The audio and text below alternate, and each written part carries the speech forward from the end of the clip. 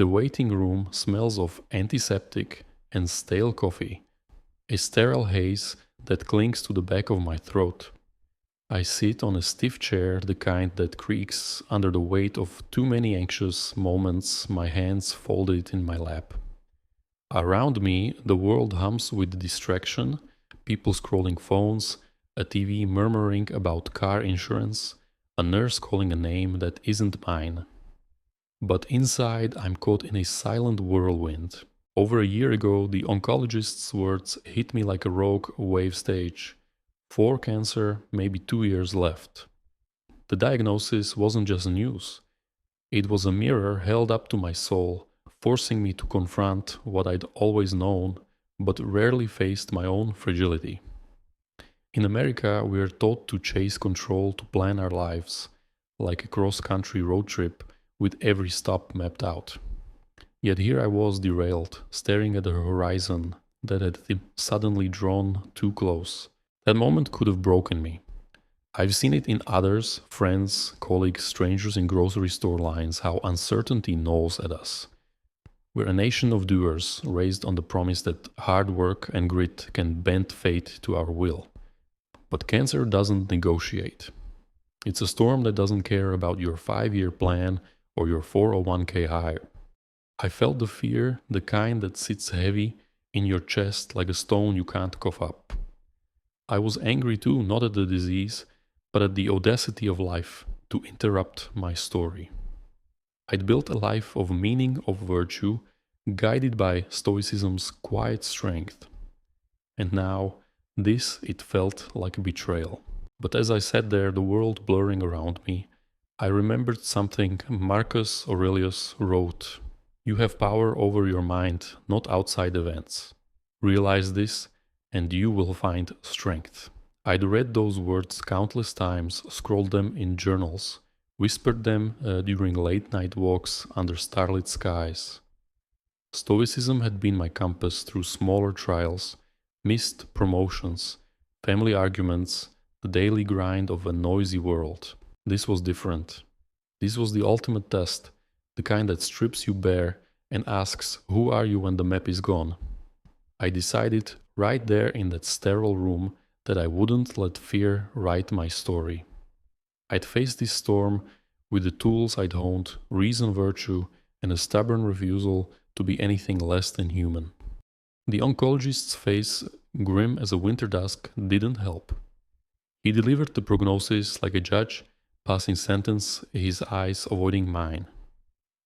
2 years, maybe he said, his voice flat, as if he'd said it 100 times before.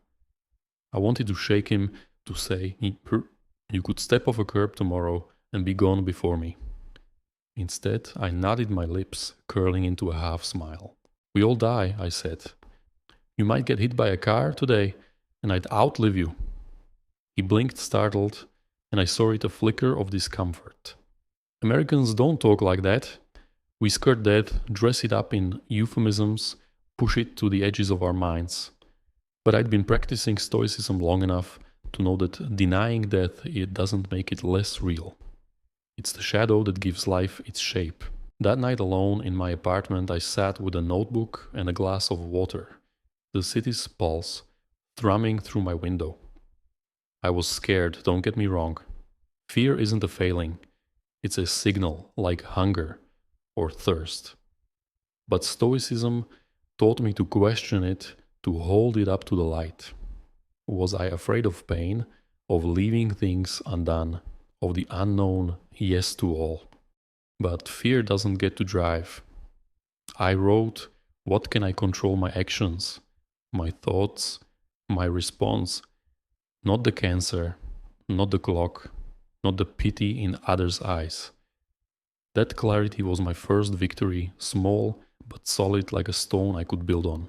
For anyone listening, here's what I've learned when life hands you a storm. Don't run from it. Name it. Stand in its center and ask, what can I do right now? Stoicism isn't about being unfeeling. It's about choosing what matters. For me, it meant showing up to chemo, to work, to myself, even when I wanted to hide.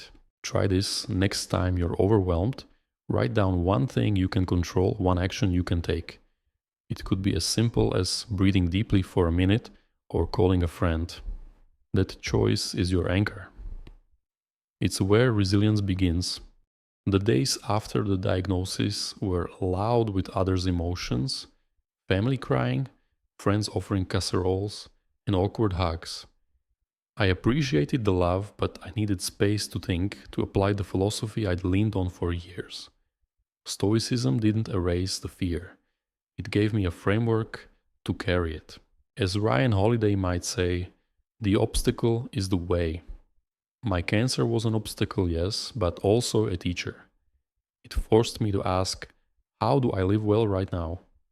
The answer wasn't in grand gestures, but in small deliberate choices, getting out of bed, eating breakfast, writing a single true sentence.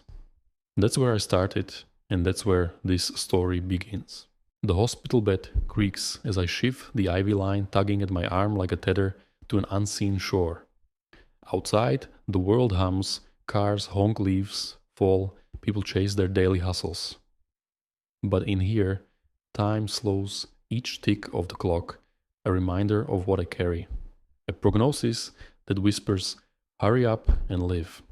I used to see death as a distant figure, someone I'd meet decades from now, gray haired and ready. Now it's a quiet guest sitting in the corner of my life, not cruel but ever present. My stage 4 cancer brought it closer, but Stoicism taught me to greet it with a nod. Memento mori, the Stoics said, remember you must die. It's not a threat, but a truth that sharpens every moment like frost on a window, revealing the warmth within. In America, death is the uninvited guest we pretend not to see. We dodge it with nervous laughs, euphemisms, or a quick subject change, as if ignoring it keeps it at bay. We're a culture of youth, Botox, fitness apps, bucket lists, chasing the illusion that we can outrun the inevitable. I felt that pull once, filling my days with noise work, emails, gym routines, the hum of a busy life, thinking tomorrow was guaranteed. But when the oncologist said 2 years, maybe it was a bell ringing in a silent room. I couldn't look away. Stoicism, my anchor through smaller storms, offered a new lens. Death isn't my enemy, it's my teacher. Marcus Aurelius wrote, think of yourself as dead, you have lived your life. Take what's left and live it properly. That became my guide. I remember the first night I sat with it, my apartment dark except for a single lamp's glow. I held a mug of tea, its warmth grounding my cold hands, and thought about death not as a specter, but as a fact. We all die. The nurse adjusting my IV, the barista pouring my coffee, the guy shouting into his phone on the subway. They'll all face it just as I will. My cancer didn't create death, it just gave it a name and a timeline. That realization was strangely freeing, and if death is universal, why fear it more than I fear gravity or dawn? It's part of the deal, as American as apple pie or traffic jams. My job isn't to outrun it, but to live well while I'm here. Don't mistake this for detachment. I'm human. I ache for the books I might not read, the places I might not see, the conversations I might miss. I'm sad sometimes for the life I'd planned, a life of long summers and unwritten chapters. But Stoicism asks me to focus on what's mine, my actions, my thoughts, my response. Memento mori isn't about gloom, it's about clarity. It's why I rise each morning even when chemo leaves me hollow.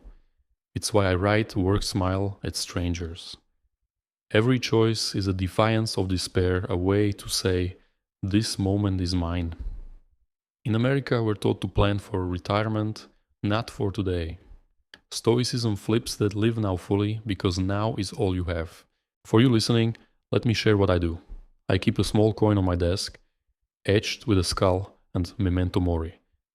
It's not morbid, it's a reminder. When I see it, I ask, am I living today as if it matters? Try this yourself. Find a token. a note, a stone, a phone reminder.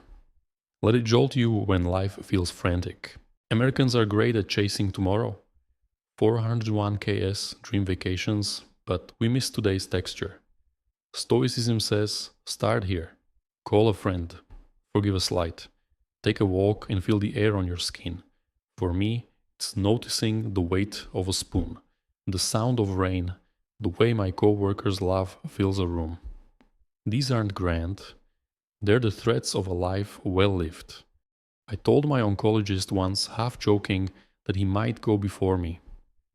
He didn't laugh, but I meant it not out of spite, but perspective. Death doesn't play favorites. Ryan Holiday writes, there is no good or bad. Without us, there is only perception. My diagnosis wasn't a curse.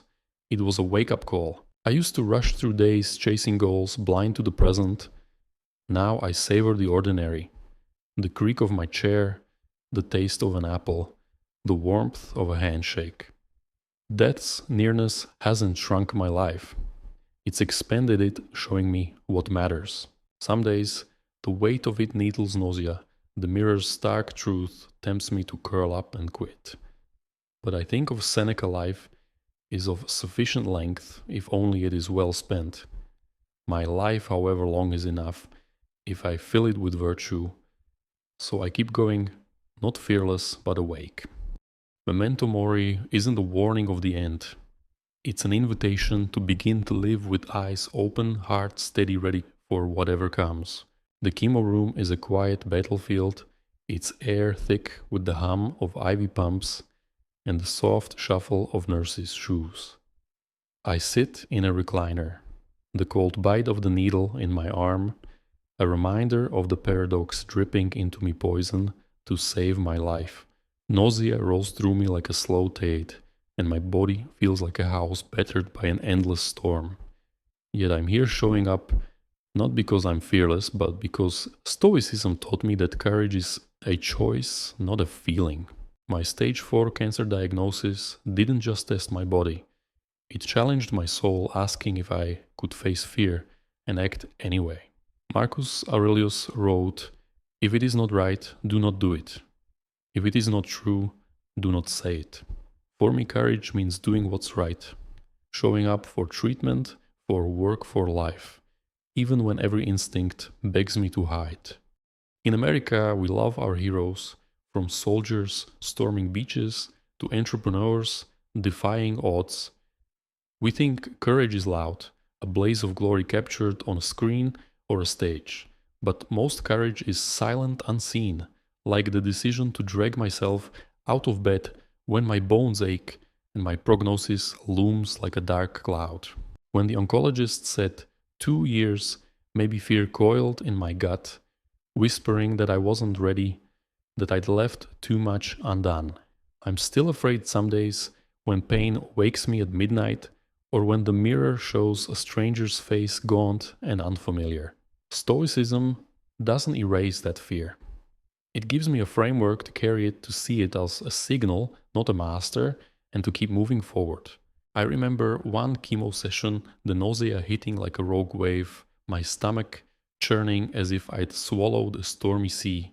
I closed my eyes and pictured a mountain unyielding against the wind, an image Ryan Holiday might use to anchor a lesson. I told myself, this is my work today, to endure, to stay present, to not let pain steal my dignity.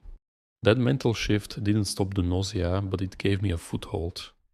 I breathed slowly, one inhale at a time, and thought of Seneca. You have power over your mind, not the event.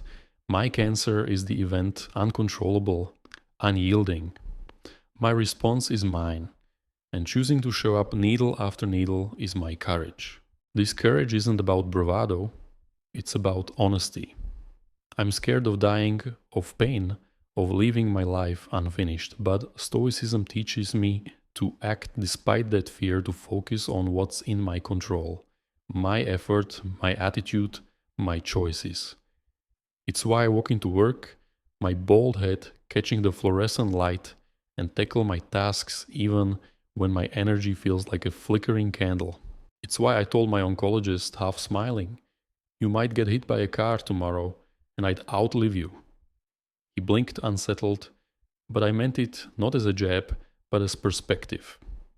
In America, we shy away from such bluntness, dressing death in soft words. But courage for me is speaking truth, living truth, even when it's uncomfortable. For you listening, courage might not mean a hospital room. It could be speaking up in a meeting when your voice shakes, leaving a job that drains you, or apologizing to someone you've wronged. America celebrates as the big wins medals, headlines, viral moments, but Stoicism honors the small ones, the choices no one sees. Try this when fear creeps in, name it, write it down. I'm afraid of failing, of being judged, of losing control. Then ask, what's one step I can take anyway? It might be sending an email, making a call, or enduring the next hour with grace. For me, it's sitting through chemo with a book, turning a sterile room into a quiet rebellion. That step is your victory, your proof that fear doesn't own you. I've had weak moments, days, when I almost skipped treatment, the thought of another needle too heavy. I sat in my car, hands gripping the wheel, tears burning my eyes. But I remembered Holiday's words, the obstacle is the way. My fear was the obstacle, and the way through was action. I walked into that clinic not because I felt brave, but because I chose to be. That's courage showing up again and again, even when my body protests. It's why I laugh with my nurses, keep working, refuse to let cancer rewrite who I am. Every treatment is a declaration I'm still here, still choosing. This isn't about being a tough guy, it's about being human. Courage means carrying fear and walking anyway, knowing that virtue doing what's right is its own reward. In America, we're taught to chase outcomes, win the fight, beat the disease. Stoicism says the fight itself, fought well, is enough. My cancer is my arena. And each day I step into it, I'm proving something to myself. I can face this, not with fanfare, but with quiet, stubborn resolve. That's the courage I found, and is what carries me through. The bathroom mirror is a stark judge, its surface reflecting a truth I can't escape. My head is bold as a desert stone, my eyebrows and eyelashes gone as if erased by an unseen hand. I trace my fingers over my scalp, smooth and foreign, and feel a pang, not grief exactly, but a quiet ache for something I didn't know I'd miss. In America, we're taught to polish our image, perfect selfies, gym sculpted bodies, hairstyle to signal who we are. I wasn't immune. I loved my thick hair, the way it framed my face, the confidence it lent me walking into a meeting or a coffee shop. Now, with cancer stripping it away, Stoicism asks me to look deeper, to release what Marcus Aurelius called the opinion of externals. My worth, I'm learning, isn't in the mirror, but in the choices I make beneath this changed skin. Vanity is a subtle snare one we all trip into. Our culture worships appearance, billboards, folk youth, influencers, peddle flawless skin, and we're judged by how well we play the game. I felt it even as a Stoic checking my reflection in a car window, adjusting my scarf for a Zoom call. But cancer doesn't care about your Instagram filter. When my hair fell out, clumps swirling in the shower like autumn leaves, I faced the choice: cling to what was lost or redefine what matters. I chose the latter not out of nobility, but because Stoicism showed me that their true value lies in what I control: my thoughts, my actions, my heart. My hair was a decoration, not my essence, and letting it go became an act of freedom. I recall the first day I went out without a wig. My sister, her eyes soft with worry, offered to buy one, and I tried a few, each one itchy and heavy, like wearing a stranger's mask. They felt like denial, a way to hide from what is. So I walked into work bareheaded, my scalp tingling in the open air, a sensation both vulnerable and alive. Colleagues stared, some averted their eyes, Others offered compliments that sounded like apologies. I smiled, not for them, but for me. Seneca wrote, "We are more often frightened than hurt, and we suffer more from imagination than from reality." My fear of being seen, truly seen, was worse than the reality. Stepping into that exposure, I felt unburdened as if I'd shed a weight heavier than hair. This isn't easy. Some mornings, the mirror stings, showing a face I barely recognize, eyes framed by nothing, skin pale from chemo's toll.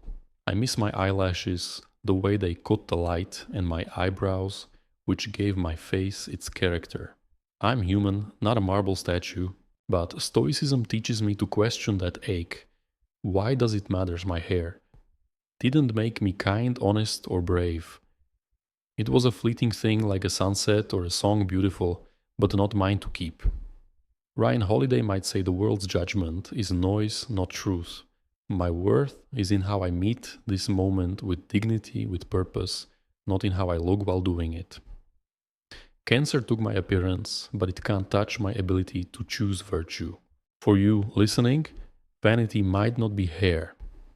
Maybe it's the car you drive, the likes on your post, the way you chase approval through status or style. America runs on this the endless quest to be seen as enough. Stoicism offers an escape. Try this when you feel the urge to impress. Pause and ask, what am I really chasing? Then do one thing true to you, not the world's script. Say no to a trend that feels hollow. Compliment someone without expecting one back. For me, it was walking into a coffee shop bold and bare, ordering my latte with a nod. That act was a rebellion against vanity's grip, a step toward a self defined by action, not appearance. There are days when I falter, when I catch my reflection in a store window and feel a twinge of loss. But I return to Marcus Aurelius. What need is there to weep over parts of life? The whole of it calls for tears. If I'm to mourn, let it be for something real, lost chances, unkind words, not something as transient as hair. This lesson forced by cancer has reshaped me. I'm not hiding anymore. My face, raw and real, is a map of my journey. Each line a story of survival. By letting go of vanity, I've found a clarity that feels like standing on a cliff, wind in my face, seeing the world as it is, beautiful, fleeting, and enough. I think of the strangers who meet my gaze now, some with curiosity, others with kindness. Their looks don't wound me, they remind me I'm visible not as a hairstyle, but as a person choosing to show up. In America, we're taught to create a perfect exterior. Stoicism says the interior, your character, your choices, is what endures. My cancer took my hair, but it gave me this a chance to live unadorned, to walk through the world as myself, and to find strength in that truth. The office hums with live keyboards, clack phones buzz, and the faint scent of printer ink lingers in the air. I sit at my desk, my laptop's glow a steady beacon, a half-drunk cup of coffee cooling beside a stack of papers. Chemo left me shaky this morning, my limbs heavy as if packed with wet sand, but I'm here drafting emails, reviewing reports, doing the work I've always done. To some, it might seem reckless working through cancer treatment, showing up when rest is an option. But for me, it's not about proving a point, it's about purpose. Stoicism taught me that work, when chosen with intention, is an anchor in a storm. Marcus Aurelius wrote, "At dawn, when you have trouble getting out of bed, tell yourself, I have to go to work as a human being. My stage 4 cancer doesn't exempt me from that duty. It makes it vital." In America, we weave our identities into our jobs. Doctor, teacher, coder, barista, like titles define our worth. I felt that pride, the rush of a project well done, the nod of a boss's approval. But cancer reshuffled my deck. Work isn't my value, it's my choice. A deliberate act of showing up for myself and the world. When I got my diagnosis, I could have retreated, cocooned in sick days and sympathy. Instead, I returned to my desk, not out of obligation, but desire. Stoicism's discipline of action means doing what's necessary, not for praise, but to live well. My work, however mundane, became a rebellion against letting cancer rewrite who I am. A way to say I'm still here, still contributing. I recall a day last month, mid-treatment, when nausea clung to me like damp fog. I sat in a meeting, nodding at charts and budgets, my stomach roiling as if caught in a squall. A co-worker leaned over, her voice low. "Why don't you take it easy?" I smiled, not offended, but clear. "This is my easy," I said. "Work grounds me. It's not about the paycheck or the title. It's about being part of something larger than my illness, a team, a goal, a shared effort." Ryan Holiday might call it finding the signal in the noise, focusing on what aligns with your values, even when life screams for surrender. For me, showing up, even on rough days, is a vote for normalcy, a way to keep cancer from stealing my place in the world. This isn't about being a machine. Some days I work from home, propped up in bed, my energy barely enough to open my laptop. Stoicism isn't about grinding to dust. It's about balance, knowing when to push and when to pause. But rest without purpose feels like giving up, and I'm not there yet. My desk, cluttered with sticky notes and dog-eared books, is a battlefield where I fight for continuity. Each email sent, each task checked off, is a small triumph, a reminder that cancer can take my hair, my strength, but not my agency. In America, we're taught to chase big wins, promotions, corner offices. Stoicism says the quiet wins, showing up, doing your part, count just as much. For you, listening work might mean something else, a side gig, parenting, volunteering, or just surviving a tough day. America celebrates hustle, but Stoicism demands intention. Try this, pick one task, however small, and do it with full focus. Wash a dish like it's a meditation. Write a sentence with care. For me, it's drafting a memo while chemo drips, each word a lifeline to normal. Ask, does this reflect who I want to be? That focus is your power, a way to reclaim time from chaos. Marcus Aurelius would say, do every act of your life as if it were your last. It's not morbid. It's a call to make your work, your life matter, whether anyone notices or not. I've had doubts, days, when I wondered if I was pushing too hard, if work was a distraction from facing my illness. But Seneca's words pull me back. No one is more unhappy than the person who never will seize adversity, because he is not permitted to prove himself. My work, even now, is my proof of resilience, of commitment, of humanity. It's why I log in, each day my bald head catching the office light, and keep going. Not for glory, but because it's mine to do. There are moments when this feels heavier, when chemo's fog makes every keystroke a slog. But I think of my colleagues, their chatter about deadlines or weekend plans, and I'm reminded I'm part of this too. Work ties me to the world, to the rhythm of days that cancer can't fully disrupt. In America, we're sold the lie that purpose comes from accolades or wealth. Stoicism says it comes from action, showing up, doing what's right even when it's hard. My desk, my tasks, my small contributions, they're my way of saying I'm alive and I choose to matter. That's the discipline of work, and it's what keeps me steady day after day. The kitchen table is a mess of half-empty coffee mugs and a plate of oatmeal cookies, a gift from my neighbor, whose eyes brimmed with unspoken worry when she handed them over. My sister sits across from me, her fingers shredding a napkin into nervous confetti, her voice quivering as she asks, "How are you really doing? I want to talk about my day." The report, I finished the book I'm reading. The way the autumn light gilds my window, but the word cancer hangs heavy, a fog that shifts every conversation. In America, We rush to offer sympathy, wrapping pain in hugs and potlucks, but we flinch at death's shadow. When I mention my stage 4 diagnosis, even in passing, people freeze their faces, sliding into pity or panic. Stoicism taught me to meet my own fears with clarity, but navigating others' emotions is a tighter rope, one I walk with patience, wisdom, and a heart steadied by philosophy. I don't resent the love. The cards, the calls, the friends who show up with soup, they're threads of care that hold me up. But their reactions can feel like a mirror. I didn't choose reflecting fears I'm working to master. A coworker's voice cracks when she says, "You're so brave," and I see her wrestling with her own mortality. My dad pivots to sports when I mention my prognosis as if silence can banish the truth. I understand. In our culture, illness is a glitch in the American dream of health and hustle a problem to fix or fight. We're taught to beat cancer, to frame it as a battle with winners and losers. But I'm not waging war. I'm living a life, and Stoicism helps me do it on my terms, not the world's script.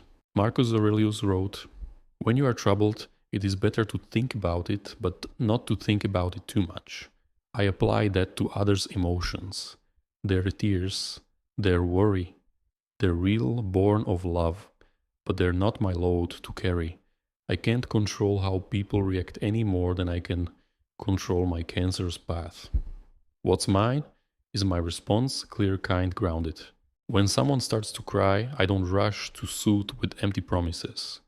I listen, not maybe say, "I'm still me." You know, it's not cold, it's true. Stoicism isn't about blocking out emotion, it's about seeing it clearly like a river you can cross without drowning. Their sadness belongs to them.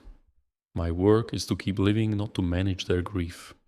I remember a family dinner, the table loud with chatter until I mentioned my next chemo round. The room stilled, forks hovering, eyes darting away like startled birds. I could have backpedaled, cracked a joke, but instead I said, "It's just part of my week, like grocery shopping." My cousin's nervous laugh broke the tension, and the moment passed. Ryan Holiday might call this turning the obstacle into the way, using others' discomfort to model calm. I don't hide my reality to spare their feelings, but I don't want to deepen their pain either. So I speak plainly, not to shock, but to normalize. Death treatment uncertainty. They're part of my story, not the whole of it. My clarity, I hope, gives them permission to breathe. For you listening, you've likely faced this someone's emotions, hijacking a moment you wanted to keep simple. Maybe it's a friend's drama, a parent's anxiety, a colleague's stress. Stoicism offers a tool separate. What's yours from what's theirs. Try this when someone's reaction throws you off. Pause and ask, "What's my role here?" Maybe it's to listen, to set a boundary, or to gently steer the conversation. For me, it's saying, "I appreciate your concern, but let's talk about something else." It's not dismissal, it's focus. In America, we're taught to absorb others' feelings, to fix or soothe. Stoicism says you can care without carrying it all. That boundary is your strength, a way to stay steady in a storm of others' making. Some days it's hard. A friend's tearful hug can feel like a weight, a reminder of what I'm supposed to feel. There are moments when I wonder if I'm too detached, if Stoicism has made me aloof. But I lean on Seneca, who said, "You must live for another if you wish to live for yourself." I let their love in, but I don't let it define me. My job is to live well, bold, tired, alive, and to show that life persists even in death's shadow. By staying steady, I offer a quiet example, not a sponge for their sorrow. In America, we're quick to rally around pain, but slow to talk about mortality. Stoicism gives me the words, the calm to bridge that gap. This work isn't perfect. Sometimes I fumble, saying too much or too little, and the room grows heavy again. But I keep trying, guided by the Stoic call to focus on what's mine, my tone, my intent, my presence.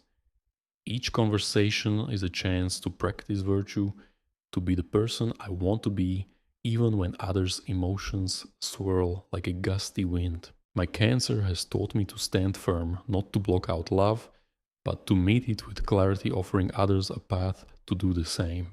The dawn is gentle, wrapping my apartment in a soft grey hush. I sit at my desk, a notebook spread open like an old friend, its pages etched with thoughts that spill from my heart. A single candle flickers, casting shadows that dance across the paper, and the world beyond my window holds its breath as if waiting for me to speak. This is my refuge. This act of reflection, pen in hand, mind open, soul searching.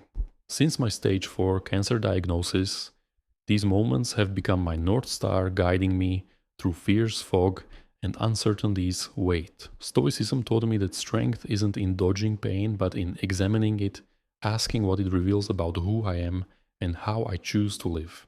Marcus Aurelius wrote, "Look within. Do not allow the special quality or worth of anything to pass you by." This practice of reflection is my way of looking within, finding clarity in a life reshaped by illness. In America, we're built for speed scrolling screens, chasing tasks, filling silence with podcasts or playlists. Introspection feels like a luxury reserved for poets, or those with time to spare, not for the daily grind of commutes and deadlines. I live that way. Once my days a blur of meetings and checklists, my thoughts skimming life's surface like a stone on water. But cancer stopped me cold. The oncologist's words, 2 years, maybe were a jolt, not just to live, but to understand. Fear surged, a tidal wave crashing through my nights. Why me? Why now? What's left undone? I could have drowned in those questions, but Stoicism offered a lifeline. Write them down, face them, sift them for truth. So I did, and I still do every morning, turning chaos into something I can hold and measure. Reflection for me is meditation with ink. I sit and ask, what am I feeling? Fear, yes, but also gratitude for the sunrise, painting my walls, for my sister's stubborn love, for the breath in my lungs. I ask, what can I control? My effort, my kindness, my perspective. And then, what must I release? Anger at my diagnosis, worry about tomorrow, the weight of others' expectations. This isn't idle musing, it's work as deliberate as lifting weights or running a mile. Ryan Holiday writes in "Stillness is the key. Clarity comes from knowing what you can discard. My journal is where I discard the noise, fear, doubt, the pull of despair, and unearth what's solid virtue, purpose. The resolve to keep going even when chemo leaves me hollow. I remember a sleepless night, chemo's ache pinning me to the bed, my mind racing with thoughts of death. I couldn't rest, so I wrote. I'm afraid of vanishing, of being forgotten. The words stared back raw and sharp. But as I kept writing, clarity emerged. I'm here now, and that's enough. I can love work-life today. That shift didn't erase the fear, but it loosened its grip like a knot slowly untying. Seneca would nod in approval. He said, "We suffer more often in imagination than in reality." Reflection is my way of testing reality, separating shadows from substance. Through it, I learned my sadness isn't for death itself, but for the life I hadn't fully embraced until this moment forced me to see. For you listening, reflection might seem daunting, especially in a world that prizes action over pause. But it's simpler than it sounds. Try this, take 5 minutes at day's end with a notebook or even your phone. Write one thing that troubled you, one thing you are grateful for, one thing you can do better tomorrow. For me, it's noting how chemo stung, or how a coworker's joke lifted my spirits, or how I can be kinder to my mom. In America, we're taught to solve problems, not sit with them. Stoicism says, sit, look, learn. Those 5 minutes are your anchor, a way to find steady ground when life feels like quicksand. You don't need a candle or a quiet room, just a moment to be honest with yourself. Some days I skip it when exhaustion wins and my notebook stays closed. I feel the difference like a compass needle spinning without north. Reflection isn't about perfection, it's about returning again and again to the questions that shape you. It's why I keep writing, even when my hand trembles, even when the candle burns low. This practice has carried me through cancer's uncertainty, showing me not just how to survive, but how to live with eyes wide open. There are moments when reflection reveals hard truths, regrets for time wasted words unsaid. But Stoicism reminds me to focus on now. I can't rewrite the past, but I can write this page, this day, with intention. My journal is a map of my becoming, each entry a step toward a life aligned with virtue. In America, we chase external markers, likes, promotions, applause. Stoicism says the real work is internal, in the quiet space where you meet yourself. My cancer made that space urgent. Reflection made it sacred, a place where I find not just answers, but the courage to keep asking. The hospital hallway smells of bleach, a sharp tang that cuts through the haze of my thoughts as I walk to my latest scan. My sneakers squeak on the polished floor, each step echoing the weight of what this test might reveal. Not just fatigue from chemo, but the uncertainty of my future. A year ago, my stage 4 cancer diagnosis felt like a thief stealing time I thought belonged to me. I fought it, not with fists, but with a quiet, knowing wish for a different path. Now I'm learning to let that resistance go, to embrace what the Stoics call amor fati, a love of fate. Marcus Aurelius wrote, "Accept the things to which fate binds you, and love the people with whom fate brings you together." My cancer, my life. This very moment, it's all mine to accept, not as a burden, but as a road to meaning. In America, we're wired to wrestle with fate, to bend the world to our will. We talk about battling illness, conquering setbacks, as if life is a contest we can win with enough grit and hustle. I bought into that once, thinking I could outmaneuver my diagnosis with sheer determination.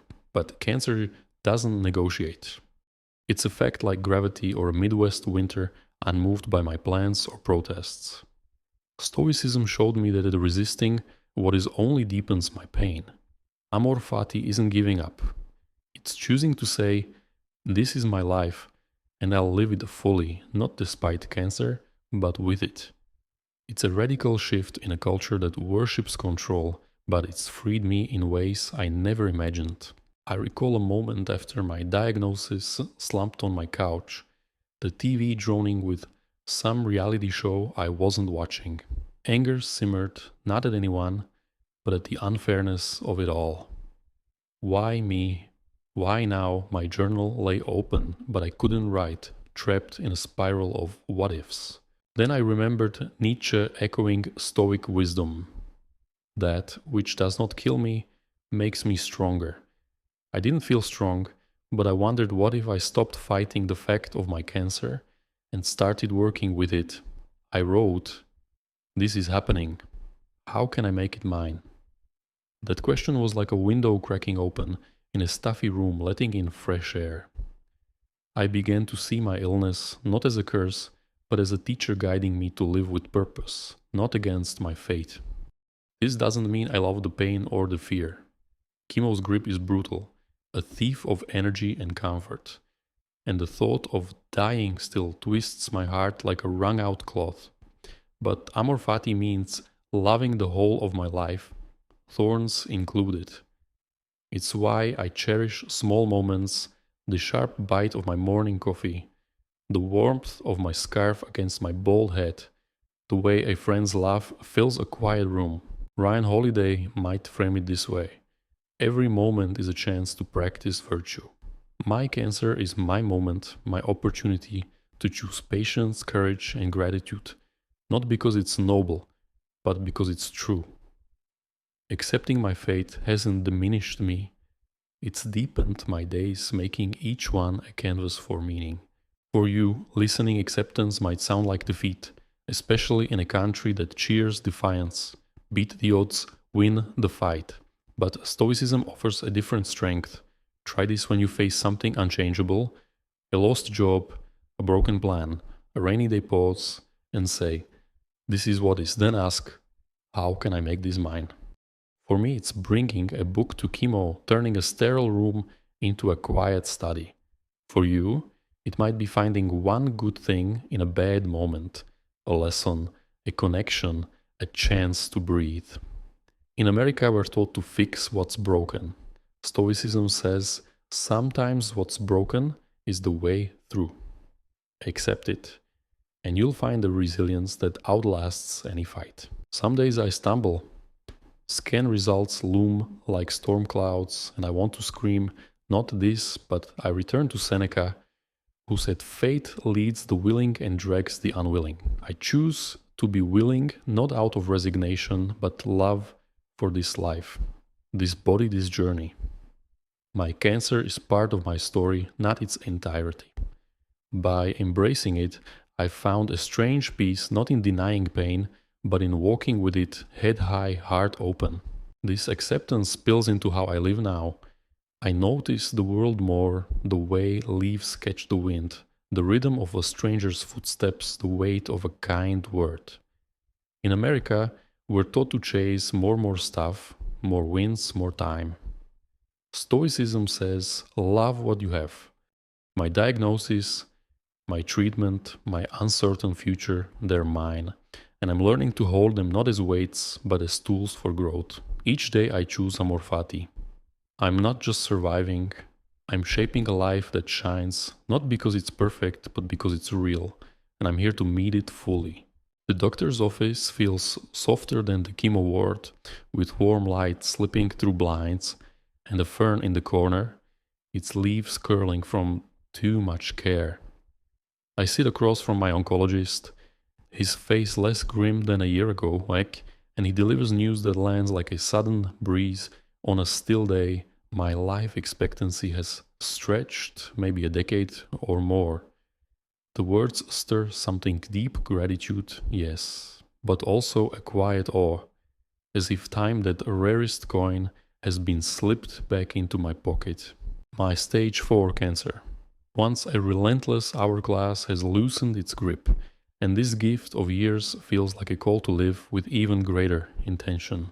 Marcus Aurelius wrote, as if you had died and your life had extended only to this present moment, use the surplus to live virtuously. I am determined to do just that. In America, we treat time like a currency, something to spend, save, or squander. We cram our schedules, chase deadlines, and pin our hopes on weekends or retirement as if life's meaning waits at some distant marker.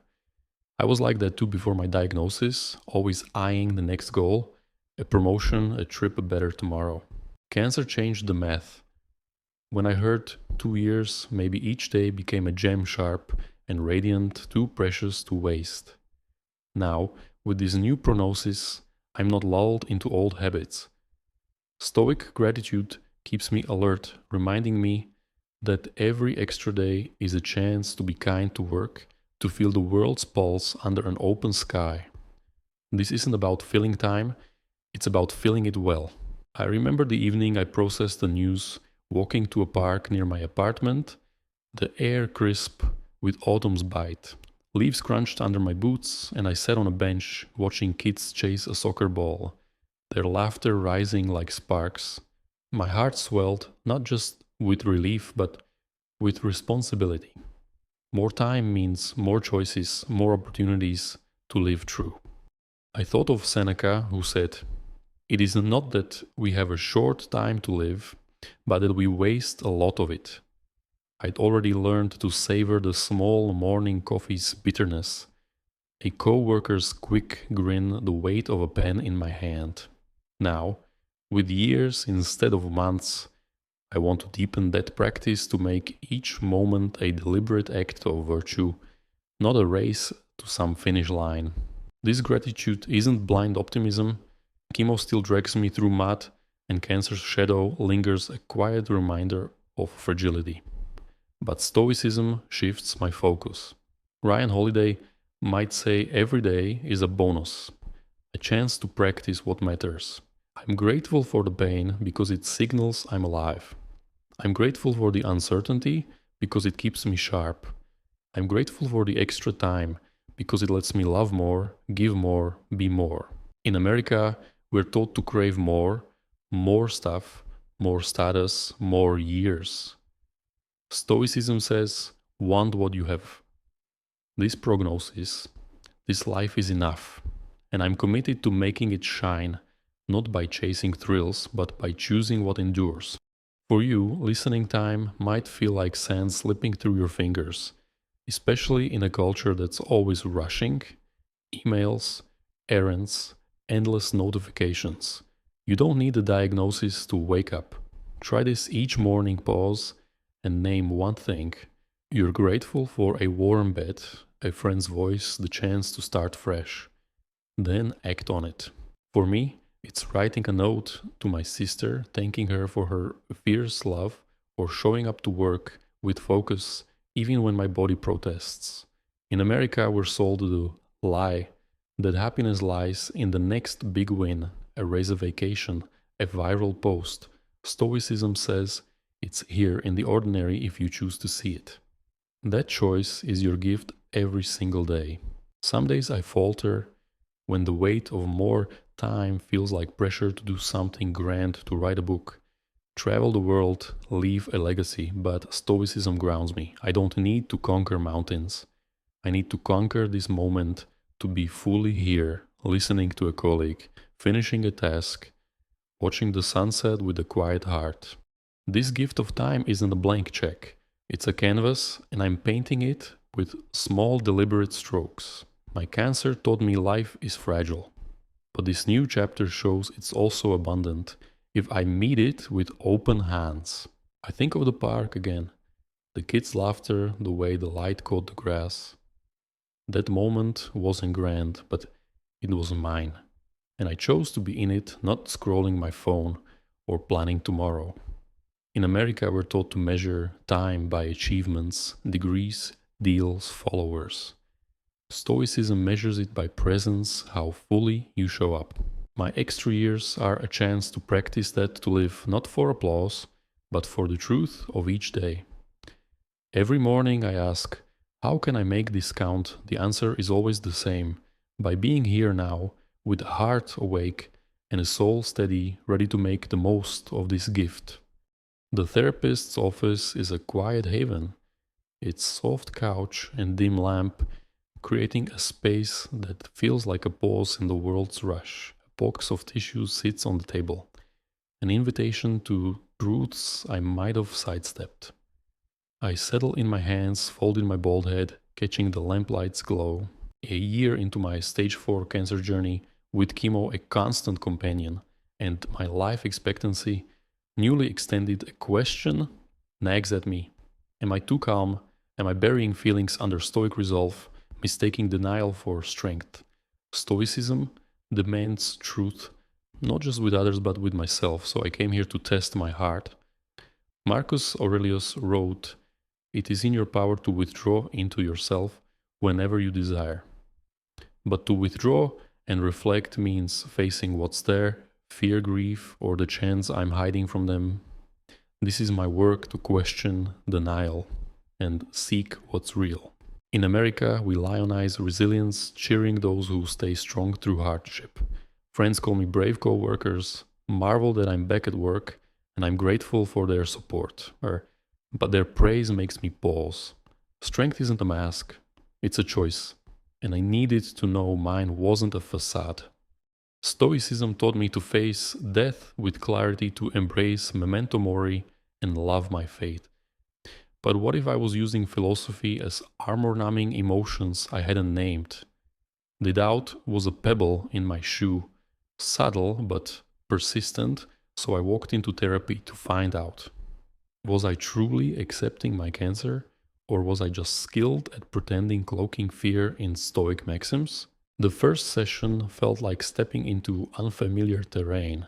The therapist, a woman with kind but piercing eyes, listened as I explained my Stoic practice journaling, focusing on what I control, finding peace in my prognosis.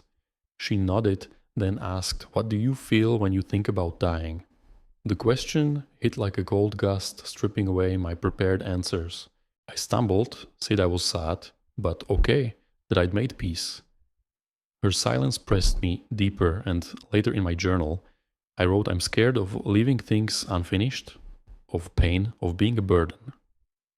Those words, raw and jagged, felt like pulling thorns from my skin. Seneca would approve, he said, "As each day arises, welcome it as the very best, but be prepared for it to be the last." I was preparing, but I needed to ensure I wasn't hiding. Therapy became a mirror, reflecting what my Stoic practice might overlook. I found I wasn't in denial, but I was skimming grief for the life I'd envisioned, the body I'd lost, the certainty I'd never regain. Stoicism doesn't banish those feelings. It asks me to face them, to let them pass without ruling me. Ryan Holiday might say, "Discomfort is a teacher," and sitting with my therapist, naming my fears, taught me strength, not weakness. I cried sometimes, not from despair, but release, like rain easing a drought. Those tears didn't betray my philosophy. They enriched it, proving I could feel deeply and still choose my response. My Stoicism grew more honest, more human through that lens. For you, listening, questioning, denial might sound heavy, especially in a culture that pushes positivity, good vibes, only keep fighting. But Stoicism says, truth is your ally, even when it stings. Try this, find a quiet moment and ask, what am I avoiding? Maybe it's fear of failure, a hurt you haven't healed, or a truth about your health. Write it down or share it with someone you trust. For me, it was telling my therapist, "I'm afraid I'm not enough." That honesty lifted a weight like sunlight breaking through fog. In America, we're taught to power through pain, to slap a smile on it. Stoicism says pause, look, decide. That pause is where courage lives, where you find the strength to face what's real. Some days I still wonder if I'm dodging something, if my calm is too polished. But I return to my journal, my therapist's questions, my Stoic roots. I'm not denying my cancer or its shadow. I'm living with it, eyes open, heart bare. Therapy showed me I'm not suppressing emotions, they're there, and I'm meeting them not as enemies but as guides. In America, we are quick to celebrate the warrior who never flinches. Stoicism celebrates the one who questions, who seeks truth, even when it's messy. My sessions are part of that quest, a space where I check my compass, ensuring my path aligns with virtue, not avoidance. This work isn't flawless. Some sessions I talk in circles, afraid to dig too deep, but I keep going guided by the Stoic call to know myself. My cancer, my fears, my moments of doubt, they're all part of the tapestry I'm weaving and questioning. Denial ensures the threads are true. It's why I show up to therapy, to life, to the page, ready to face whatever truth waits. In America, we're taught to hide our cracks. Stoicism says those cracks let the light in, showing you who you are and who you can be. That light is my guide, illuminating a path, not just to survival, but to a life lived with unflinching honesty. The morning sun spills through my window, bathing my desk in a golden glow, and I sit with a steaming cup of tea, its faint jasmine scent curling upward like a quiet vow. My notebook lies open, a canvas of scrawled thoughts, and my body, though worn from chemo hums, with a different kind of vitality purpose.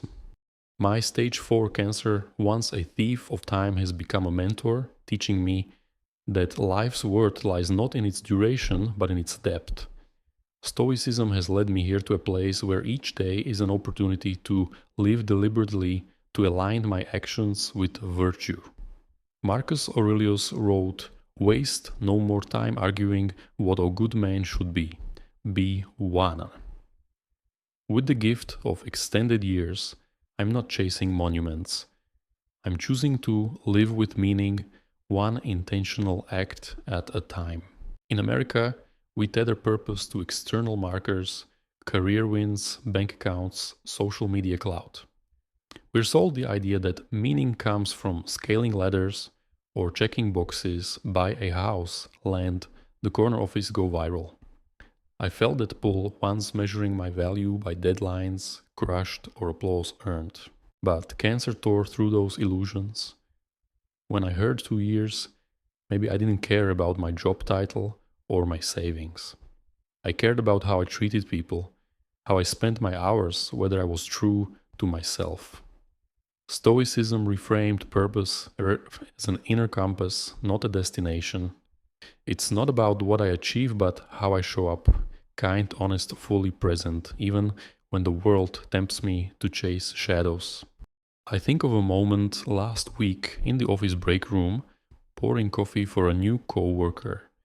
She was jittery rambling about a project, and I listened, really listened, offering a nod or a gentle question. It wasn't heroic, just human, a choice to connect, to make her feel seen. That's Stoicism's call to act with virtue, whether I'm at work with family or alone with my thoughts. Ryan Holiday might say it's about doing the right thing right now, no matter who's watching. For me, purpose lives in those quiet acts. Writing a thank you note, calling my dad, to hear his voice, finishing a task with care. Cancer made time scarce. Stoicism made it sacred, urging me to fill it with what matters. This doesn't mean I'm always profound. Some days, purpose is just surviving swallowing nausea to answer an email, or smiling at a nurse despite a rough scan. But even those moments count. Seneca wrote, "As is a tale, so is life. Not how long it is, but how good it is what matters. My life, however long, is good when I choose to make it so." I found purpose in small contributions, mentoring a colleague, sharing a laugh, leaving a meeting room better than I found it. In America, we're taught to aim for the spotlight, to measure success by headlines or followers. Stoicism says the unseen work, the quiet kindness is enough, because it's real and it's mine to give. For you, listening purpose might feel like a distant star, especially in a culture equating it with hustle or fame. But Stoicism offers a simpler path. Try this today. Do one thing with intention. Cook a meal with care. Listen to a friend without checking your phone, tackle a chore you've dodged. For me, it's writing in my journal each word as pledge to clarity. Ask, does this reflect who I want to be? In America, we're pushed to do more, be more, have more. Stoicism says, be you fully right now. That's purpose, Ace, and it's always within reach, whether you're in a cubicle or a chemo chair.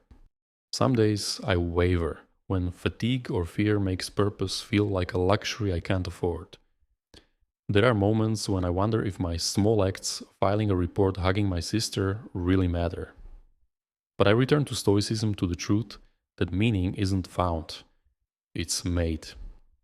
I don't need to change the world, I need to change how I meet it. My cancer, my extra time, my daily choices. They're threads in a tapestry I'm weaving, not for acclaim, but for the sake of a life well lived. Each act, no matter how small, is a brushstroke, a way to say, I was here, and I chose to care. This purpose shapes how I move through the world now. At work, I focus on the task at hand, not the clock or the kudos. With friends, I listen more, judge less, knowing time is too precious for anything else. In America, we're taught to build resumes, not character. Stoicism builds both, but it starts with the soul. My desk, my conversations, my quiet moments alone, they're all spaces to practice virtue, to live. As if each day is a gift and a challenge. My cancer didn't give me purpose. It clarified it, and Stoicism gave me the tools to pursue it step by steady step. The evening air is cool, slipping through my open window. As I sit at my desk, a single lamp casting a warm pool of light, my journal lies open its pages, a map of my stage 4 cancer journey, fear, gratitude, resolve, and beside it, a small coin etched with memento mori glints like a quiet promise. This desk, this moment is where I've wrestled with mortality, where Stoicism has been my guide turning chaos into clarity. A year ago, when the oncologist's words 2 years maybe landed like a stone, I thought my story was ending. Now, with time extended and a heart shaped by philosophy, I see it's not just my story to live, but to share. Marcus Aurelius wrote, "What we do for ourselves dies with us. What we do for others remains." My cancer taught me to live well. Stoicism taught me to offer that wisdom to you to light a path for anyone facing their own storms. In America, we are taught to seek quick fixes, apps for stress pills, for pain, motivational quotes, for courage. But life's deepest challenges like cancer or loss don't yield to shortcuts. Stoicism offers something sturdier, a framework to meet life as it is not as we wish it to be. It's not about numbing fear or chasing happiness. It's about choosing virtue moment by moment, whether in a chemo chair or a cubicle. My diagnosis was a crucible testing every belief I held. Stoicism passed that test, not by erasing pain, but by giving me tools to carry it. Tools I've shared through these reflections, and now tools I offer you. This isn't about preaching, it's about pointing to a path that's kept me steady, one you can walk to. I think of the moments that shaped this journey, the hospital's sterile hum, where I learned to embrace death's presence, the office's buzz, where work became my anchor, the therapist's quiet room, where I questioned my own heart. Each told me a stoic truth.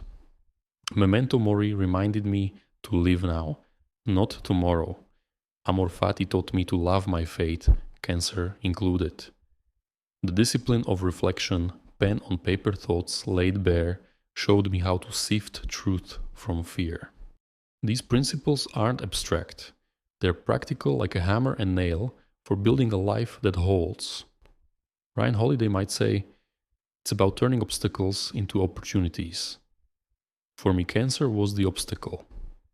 Stoicism was the way through, and it's a way I want to share.